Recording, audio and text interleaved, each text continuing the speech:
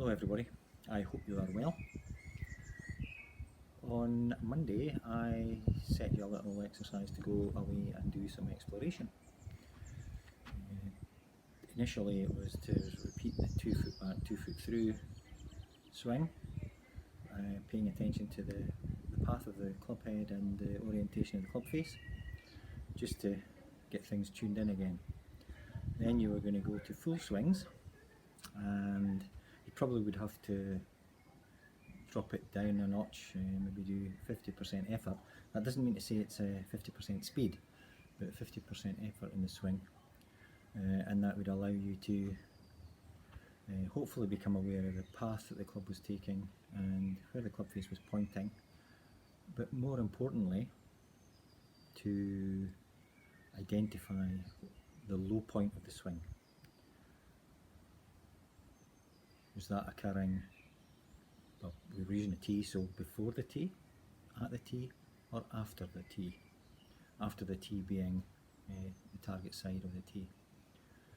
And that would mean that you would be taking a divot after the ball. I'm curious as to what you noticed, what you became aware of, and when you were trying to move low point forward, were you trying, or were you just letting it happen? You know, what did you notice? Because certainly over the last couple of weeks, a lot of the exercises have been designed to heighten awareness. And if we're going to change our golf swing, we need to be aware of what is happening before we can change it. You know, I think quite often people want to make fixes and they want to change things, but they do that without being aware of what is actually happening now before the change.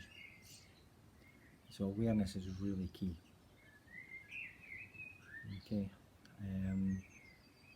We've also talked about different things about mind related and whatever, and I'm going to actually introduce you to what I believe to be probably the best golf psychology book that's ever been written.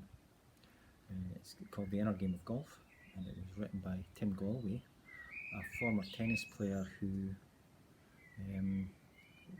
became a tennis coach, and during that process he started to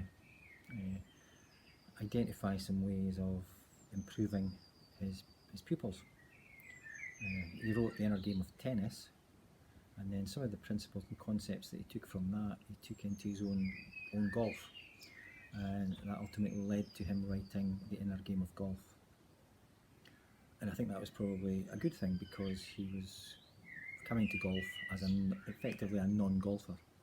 And the book's really a story of how he took 15 shots off his scores in the course of about 12 months without any golf lessons as such. So it was all about his awareness, and he made changes as a result of what he noticed, and that obviously made a big difference to his golf. And it introduces a number of techniques that a lot of the top players use today, they still use. So I'm going to introduce you to the book, and I'll highlight one or two of the sort of drills and exercises that are in the book and that are really good for your awareness, but for changing your swing and making improvements in your golf performance. The key ones I'll pick out of the book for you, and the ones that I think are pertinent, and these are ones that you can actually take to the golf course. But the Inner Game of Golf, Tim Gallwey, he really presented the formula, which is that your performance is your capability minus interference, and interference comes from what we are doing and what we're thinking. So it's things like standing over the ball saying, oh, I'm thinking about the swing mechanics, I need to get in this position, in that position, or I don't want to go in the trees, and you start trying to do things. So I'm going to try and hit this ball straight, I'm going to try and hit this ball up in the air, I'm going to try and get over the bunker, I'm going to try and avoid the trees. So all of these trying actions end up adding a bit of tension, a bit of anxiety, sometimes they add a bit of fear of failure, and all of these things lead to tension, which then interferes with our performance. Okay, so let's have a quick look at the book and have a look at some of the drills that are in there. Here we go, The Inner Game of Golf. A great book by Tim Gallwey. Okay, a lot of the book relates to how our mind operates and how he found his mind operating, and he talks about self 1, self 2. Self 1 being the sort of the bit that interferes with the performance, and self 2 is the creative part of the mind, the bit that does the instinctive stuff and whatever. So it relates to awareness. So let's pick out a couple of drills that are in here that will certainly be helpful for your golf performance. Okay, what I want you to do is to just get a golf club and start swinging, and as you're swinging, just notice the rhythm of the swing. Okay? I don't want you to change it, I just want you to notice it. Notice the top of the backswing as you pass impact, go through to your follow through.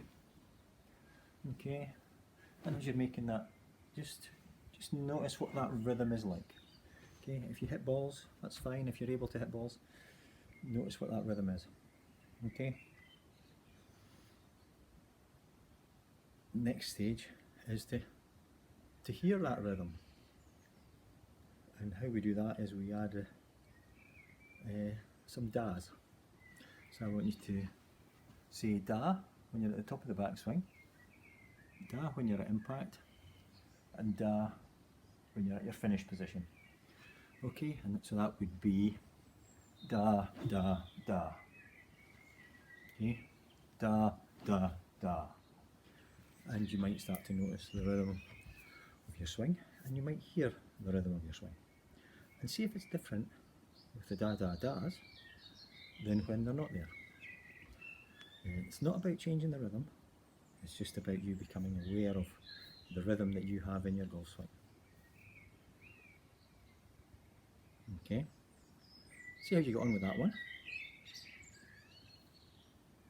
After you've done that a few times, then we're going to move on to the one that a lot of the tour pros are using. It is called back hit. And while back hit is